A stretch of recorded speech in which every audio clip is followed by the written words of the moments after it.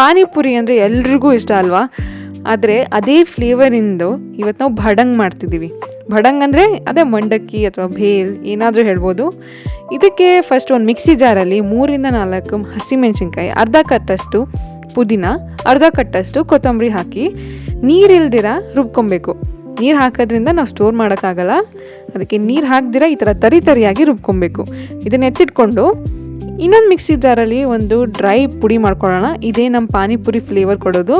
ಇದಕ್ಕೆ 1/4 ಟೀ ಸ್ಪೂನಷ್ಟು ಅರಿಶಿನ, 1 ಟೀ ಸ್ಪೂನಷ್ಟು ಜೀರಿಗೆ, 1/4 ಟೀ ಸ್ಪೂನ್ ಬ್ಲ್ಯಾಕ್ ಸಾಲ್ಟ್, ಒಂದು ಅರ್ಧ ಟೀ ಸ್ಪೂನ್ ಸಕ್ಕರೆ ಪುಡಿ, ಅರ್ಧ ಟೀ ಸ್ಪೂನ್ ಉಪ್ಪು, 1 ಟೀ ಸ್ಪೂನಷ್ಟು ಜಲ್ಜೀರಾ ಪುಡಿ, ಇದು ತುಂಬ ಇಂಪಾರ್ಟೆಂಟ್. ಆಮೇಲೆ ಅರ್ಧ ಟೀ ಸ್ಪೂನಷ್ಟು ಚಾಟ್ ಮಸಾಲ, ಅರ್ಧ ಟೀ ಸ್ಪೂನಷ್ಟು ಆಮ್ಚೂರ್ ಪೌಡರ್. ಇದನ್ನೆಲ್ಲನೂ ಒಂದ್ಸತಿ ಡರ್ ಅನಿಸಿ ಮಿಕ್ಸಿಯಲ್ಲಿ ಇಟ್ಕೊಳ್ಬೇಕು. ಈಗ ಒಂದು ದೊಡ್ಡ ಬಾಣಲಿಲಿ 4-5 ಟೇಬಲ್ ಸ್ಪೂನ್ ಎಣ್ಣೆ ಕಾದ ಮೇಲೆ ಇದಕ್ಕೆ 1 ಟೀ ಸ್ಪೂನಷ್ಟು ಜೀರಿಗೆ, ಅದು ಚಟಪಟ ಅಂದಮೇಲೆ ಅರ್ಧ ಕಪ್ಪಷ್ಟು ಕಡಲೆಕಾಯಿ ಅಥವಾ ಶೇಂಗಾ, ಇದನ್ನು ಚೆನ್ನಾಗಿ ಬಾಡಿಸ್ಕೊಂಡು ಕಮ್ಮಿ ಉರಿಲಿ ಬಾಡಿಸ್ಕೊಳ್ಳಿ, ಕ್ರಿಸ್ಪಿಯಾಗಿರಬೇಕು. ನೆಕ್ಸ್ಟ್ ಒಂದು ಅರ್ಧ ಕಪ್ಪಷ್ಟು ಜಜ್ಜಿರೋ ಬೆಳ್ಳುಳ್ಳಿ, ಜಜ್ಜೋದ್ರಿಂದ ಅದು ನಮ್ಮ ಮುಖಕ್ಕೆ ಸಿಡಿಯಲ್ಲ.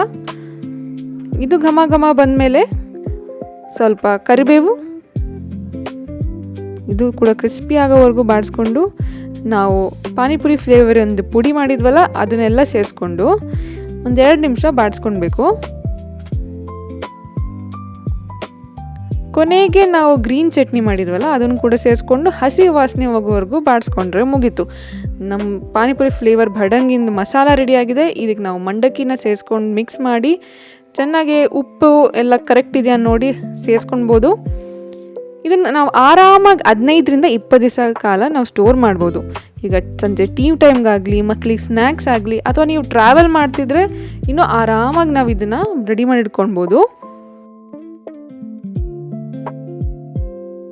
ತಿಂತಾ ಇದ್ರೆ ಕ್ರಿಸ್ಪಿ, ಹುಳಿ ಖಾರ ತುಂಬಾ ಮಜಾ ಸಿಗುತ್ತೆ. ಇದೇ ರೀತಿ ರೆಸಿಪೀಸ್ ನಿಮ್ಗೆ ಇಷ್ಟ ಆಗಿದ್ರೆ ನಮ್ಮ ರಿಷೀಸ್ ವರ್ಲ್ಡ್ಗೆ ಲೈಕ್, ಶೇರ್ ಮತ್ತು ಸಬ್ಸ್ಕ್ರೈಬ್ ಮಾಡಿ. Thank you.